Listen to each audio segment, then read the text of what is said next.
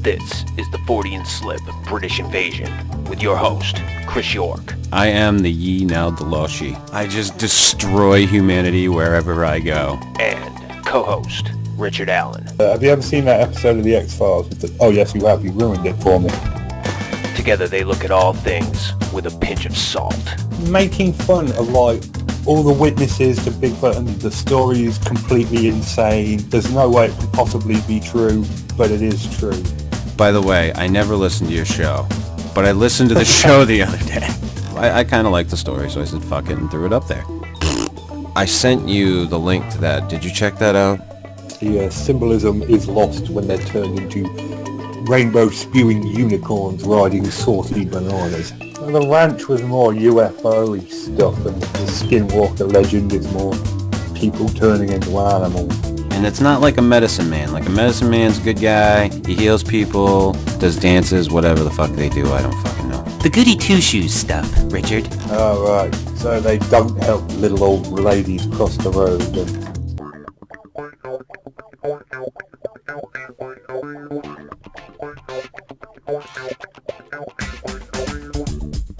Hello, and welcome to the Fortean Slip British Invasion. I do believe this is episode 8. Am I correct? Is it 8? Or are we still on 7? No, it's 8. Richard doesn't know. He hasn't had any internet. He's been lost. And not like on the TV show where everything was really fucked up and no one really understood what happened. Everybody I'm going to stop you right there. If you paid attention, you should have understood exactly what was happening. That tons of people were getting duped into watching a fucking TV show about nothing. Okay, Lost is one of my favourite TV shows ever, so I'm just saying. Is it? Well, let me shit all over it for you. Don't, because I saw Civil spoil the shit out of it. What's that? You broke up for a second. I said, I saw Civil War, and I will spoil the shit out of it. Oh, yes. You get to see Civil War a week before we do. Which I don't quite understand, because that's an oddity. It is. Normally, you guys get it first. Right. But you said it was good. It was good. What can you tell? What can you tell me without spoiling shit? The still shots you've got from the trailers of Black Panther don't do him justice. He's awesome. The Winter Soldier's cool. The story's good. It's pretty loyal to the comics. They changed some names. That's about it. Oh, and Thunderbolt Ross is in it, which officially connects the Incredible Hulk movie to the Marvel Cinematic Universe. So, well, that's always good. And you might get the Red Hulk at some point. And you said that Spider-Man was good in it? Spider-Man was awesome, but Spider-Man is always awesome unless he's wearing a black suit and dancing. Yeah. The Sam excuse me. The Sam Raimi trilogy was like getting a big shit in my mouth, and I'm not into that. So, the only one of them I can watch is the second one. The second one's kind of okay. The first one's just a horrid bag of shit in retrospect, and the third one just was so bad. But I guess it was kind of good because it broke down some barriers with comic book movies that were extremely prevalent, that people didn't think, in Hollywood anyway, I guess, that they could make money off of these movies. And then, boom, they started making shit tons of money off these movies. So now there's a plethora of them. But anyway, beyond that, getting away from the Civil War talk, Richard's obviously been kind of well, those of you who listen who don't know Richard on the internet and his, what would you call yourself? Just a horrid troll. Just a ruthless, evil human being. Yeah. He's been non-existent on the internet for like a week, and then he popped back on and told me, "Oh, my internet was disconnected for a week, and I had to wait for it to come back on." And the last time I had talked to him, he was like, "Yeah, let's do a show tomorrow." And then I was like, "Hey, what's up?" Nothing for days and days. So I didn't know what was going on with Richard. And then of course he messaged me back, "Hey, everything's okay. My internet just went down." But we had planned to do a show back a ways on, I don't know if we wanted to call it the 10 worst cryptids or just like the 10 most unusual cryptids. Because I don't think they're like the worst. Lame cryptids. Lame cryptids. Just not your normal cryptozoological fodder. Like not your Bigfoot, not your Mothman, not your Loch Ness Monster, not your normal shit, I guess. So the stuff way outside the norm. And I've actually done a couple of stories on a few of these, so if you want to check those are at theforteanslip.com. Thank you. That's theforteanslip.com. Few people that listen to this show that haven't seen the Bat Squatch video yet, go watch the Bat Squatch video. It's the logging one. Yeah. Cool video. Yeah. That video is doing very well too. Yeah. So, and do we want to do these things in any particular order? I'm going to start with the Loveland Frogman because for some reason it keeps refreshing itself and it's playing hell with my internet. All right. So the Loveland Frogman. This is also one that I've done on the YouTube channel. It's on the blog. You can find it. There's a police officer who supposedly saw these things. And I think there was another sighting too, where they had like fucking wands, I want to say. Yep, it held a wand above its head and that spark spewed out of the end of the wand. So they're not just frogs, possibly from another planet, or, just a flesh and blood creature. They also have Harry Potter style magic wands that they can fuck with. Harry Potter Loveland Frogman. Yes. There's another story that I had done a while back. The gnomes that people had seen that they associated with a UFO sighting or landing. I can't remember which, but these things had staves that they fucking tapped or did something with. I can't remember. And that story's on the channel too, but it was kind of a magical style thing. But it reminded me of the whole Loveland Frogman wand above the head thing.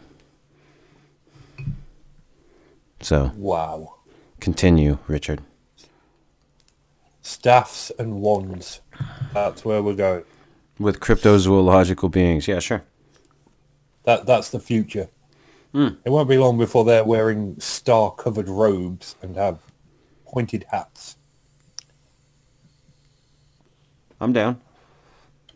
Yeah, me too.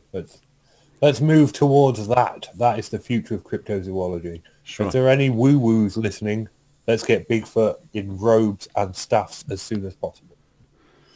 Works for me. So what's next on the list, Richard? The next one, I'm going to save that one for last, actually. Let's do Sheepsquatch next. Sheepsquatch, which I actually did a story on Sheepsquatch this morning. That's an odd coinky-dink. It's known as the white thing. Yes. Dun, dun, dun. It is known as the white thing. It's described as being a quadruped about the size of a bear with white bear-like fur and a long and pointed head. I'm just thinking this is a white bear, if I'm honest.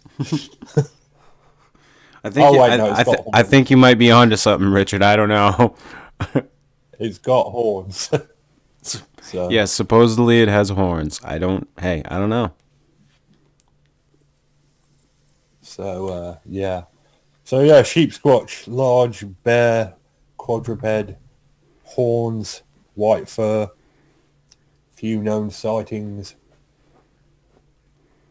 You know? It's not bipedal, which is unusual. A lot of cryptids in North America, because it's a North America cryptid, are bipedal. Not this one. No, when I did the story, I was expecting it to be bipedal, and it was not. And that I was like, oh, that's interesting. So, but anyway, I did the story, so. Got to cover all the bases, Richard. No, yeah, of course. I'm not saying you shouldn't do that at all. By all means, go out these cryptids to the full extent that you are possible. And if it turns out that they're a misidentified bear with a goat in its mouth, then, What could you be talking about? I did. I'm surprised we didn't put that one on the list either. No, we did not. We did not put Goatman on the list because I consider it to be beneath contempt. All right, so what the fuck do we have after Sheepsquatch? You did I don't know if you remember, but Steve mentioned this next one on the Fortean Slip way back when in the first series. It's called the Snallygaster. Yeah, I don't know much about this one, so. It's a giant monster bird with nightmarish features, demon-like features, and it's described as half reptile, half bird, half demon. What? Half bird, half reptile, half demon. What? You can't have three halves.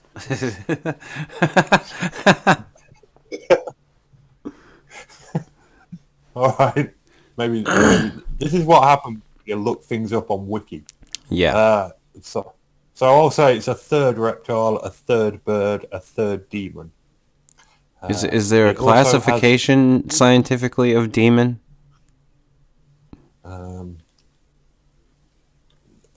No. Science pretty much disputes the entire existence of demons. Oh, okay, all right. I wanted to know how I judge what demon features are supposed to be like on a scientific basis, seeing as how it was, being. When you're in a club, yeah, or in the bar, with your mates, and there's a bunch of girls. I don't have any mates. I have friends, but okay. All right, you can argue semantics, or you can let me tell the metaphor. And you see a group of really hot girls, and there's always that one hideously unattractive girl with them. Okay. And that's how I would describe demons. This one has octopus-like. Wow. Okay. The unattractive girl that hangs around with the attractive girl. Why does that happen? Wow. Okay. You know what I mean. Oh, yeah. Like your female friends are always trying to set you up with their best friend. Not good. But apparently it's got octopus-like tentacles as well. Oh. Do you need me to define octopus for you as well? No. I pretty much got that one down. But the Snallygaster's cool for another reason, because it has an enemy cryptid. Oh. I didn't put the enemy cryptid on the list, but its enemy is called Deweo, and it's a dogman. And yeah. And what's funny about this is the Snallygaster is in Washington State, but its arch enemy, Deweo, is in Maryland. Uh-huh. Well, so it's a cross-country battle, Richard. You got to understand, they got to meet somewhere in the middle. Pick like what? I don't know. New Hampshire to do battle in? New Hampshire is somewhere in the middle? What the... on what fucking... I don't know American geography. Where is Maryland? If you're talking about the Snallygasters in Washington State... Yes. Okay. And the Dogman thing, whatever it is called, is in Maryland. Then they're on opposite sides of the country. One's on the East Coast, one's on the West Coast. Right, that's what I thought. Maryland's up by Maine, isn't it? No. Maryland is down kind of like midway between Maine and Florida. Yeah. So probably not New Hampshire then. No. Colorado? Somewhere in the middle. There we are. Colorado is where these two do battle. I guess so. It's like Mothra and Godzilla. They can smoke a lot of weed because it's legal. There you are then. So okay. Next cryptid there, Richard. Next cryptid. This one sounds like the last one, but it's different. It's called the Snollygoster.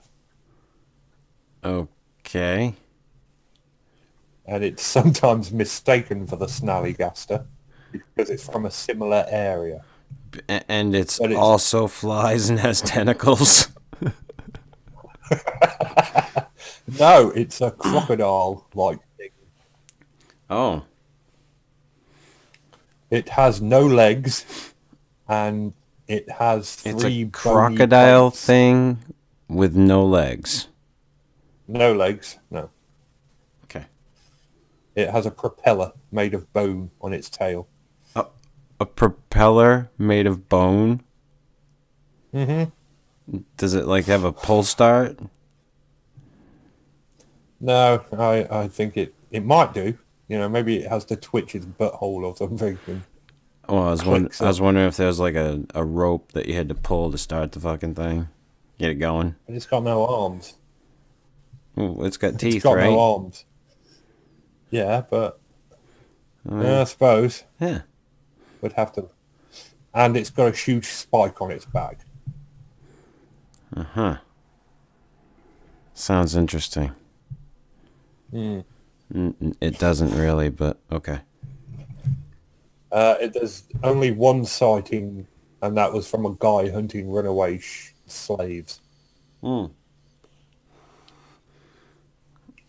Always good. So there's a Snollygoster. Always good sighting reports from those gentlemen hunting runaway slaves.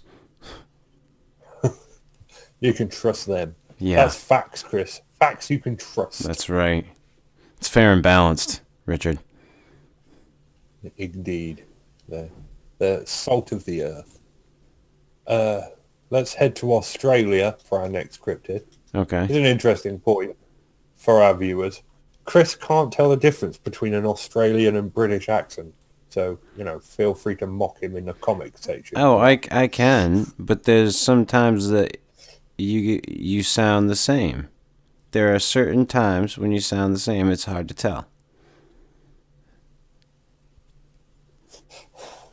That silence is just... No, go fuck yourself. Go fuck yourself. Because it's true. Wait. Unless they're like really doing the thick Australian accent, then yeah.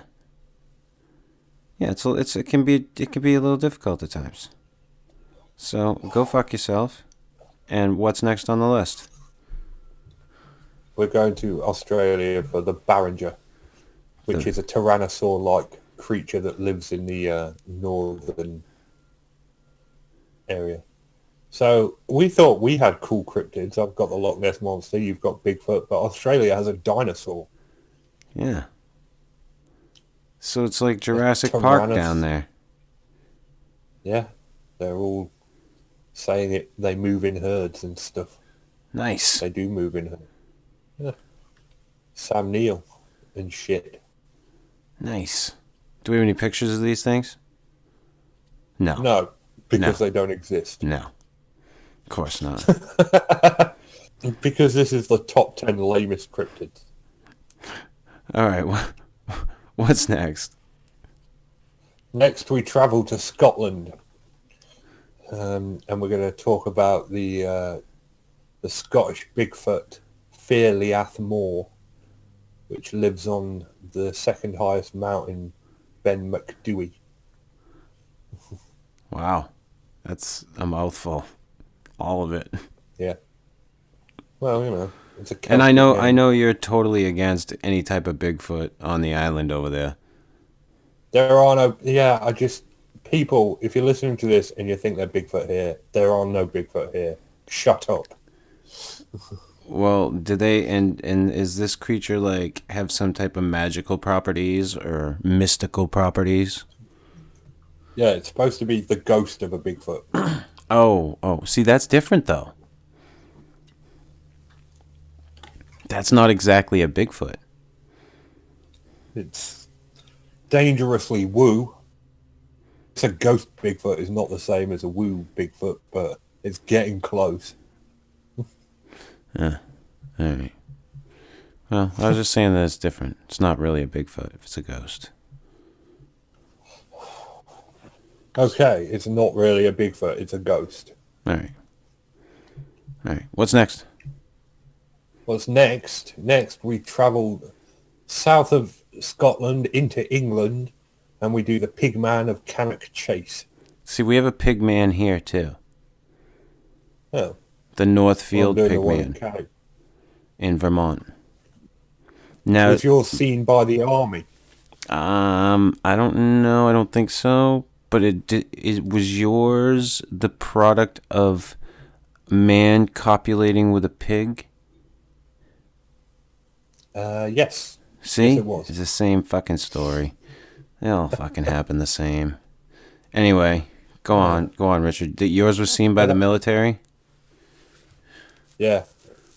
You've just ruined it for me. I was balls deep into this one. I thought it totally existed. Bullshit. I was pro Pigman. And now you've recounted your story. I'm like, oh, now there's red flags. Now I can't believe in it. Yeah, there is one. There is one. one over here. I know that. Well, not that there is one over here, but there's a story of one over here. I've told that story on the YouTube channel. Okay, now we're going to travel back to America. Ah, good old America, the U.S. of A. For a cryptid I consider to be one of the most ludicrous ones ever conceived by man, and that's the chupacabra.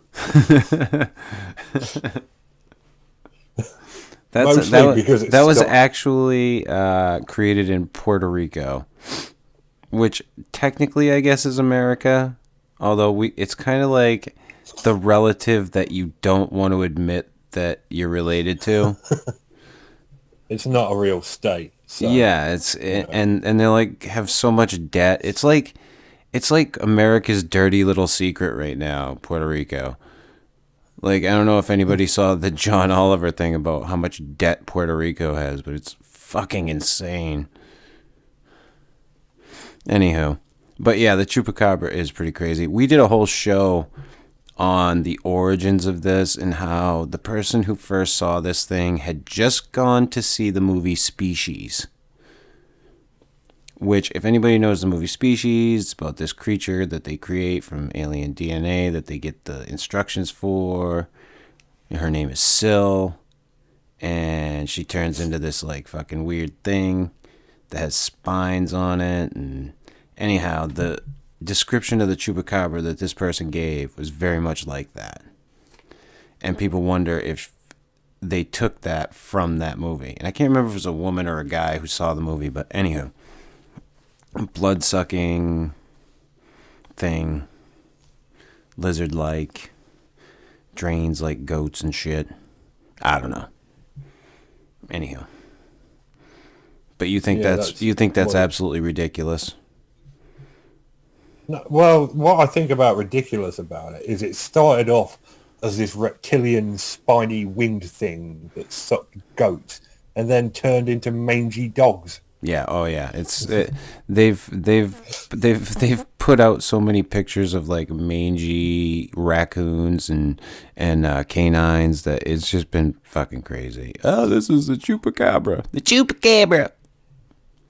But no, it's a dog with mange. Yeah. So what do we got next? Next, we're going to talk about Batsquatch. Good old. According to Frank, I don't know his last name. What Smith is it? Is it Frank Smith? Yeah. Yes. According to Frank Smith, the only thing that can defeat Batsquatch is Batman. I don't know if that's true, but I wanted to give a shout out to Frank Smith. Yeah, big listener of the show. Watches everything on the channel pretty much at this point.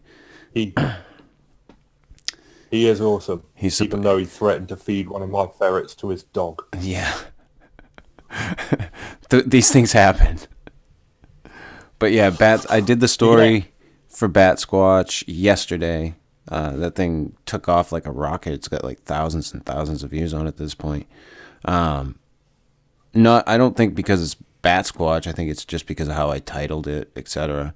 But this thing's supposed to be like a purple winged furry creature.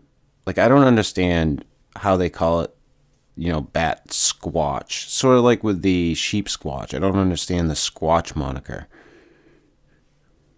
Well, Batsquatch is essentially a flying purple dog man, so yeah, that can suck the battery out of cars. I guess. I don't know. All I know is I told a story about one that got hit by a logging truck. Logging truck goes over the side of a cliff, and there's two bat squatches there. Some guy that was hiking winds up seeing the whole thing. You can check it out on the blog or on the YouTube channel.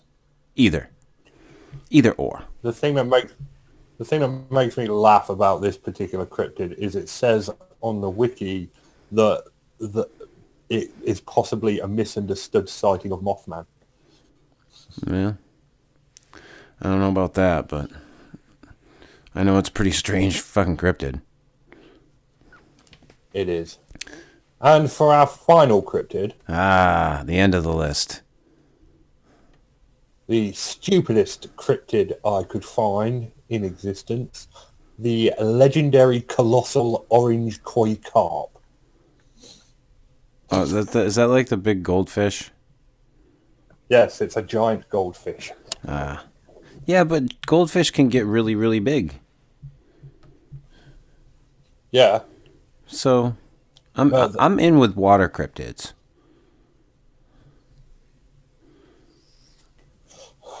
Water cryptids? Yeah, I'm in with like water cryptids, like, strange things in the water, because the water is huge and vast, like oceans and lakes and everything. Like, I'm in with those type of creatures, like finding new things all the time. I'm in with that. That's one area I think that we can find new, strange, interesting things. Well, the reason I went to the giant goldfish is because there was a hoaxed picture of it recently. Oh yeah. Someone had taken a normal goldfish and blown it up with Photoshop. I'm just looking at this picture. Of all the cryptids in all the world you could hoax a picture of, you spend time hoaxing a picture of a giant goldfish. Why? What purpose? Well, people need things to do, Richard. That's, yeah. So yes, we've wanted to do a top 10 video for ages, and that was it. Yeah. Well, we had talked about going over like these types of cryptids, and well, I mean, Richard calls them lame. I call them kind of the out there cryptids, like the really wacky ones. So I don't know. I don't know as I buy into any, like, there's definitely none of these that I would buy into any more than anything else. They're definitely the fringe shit. Although the giant goldfish I could buy. Oh, well, yeah, that's... I guess that's the one we won't agree on. It's more the hoaxed picture of the giant goldfish, which just struck me as a ludicrous waste of effort and time. Sort of like And this, it came from France. sort of like this podcast.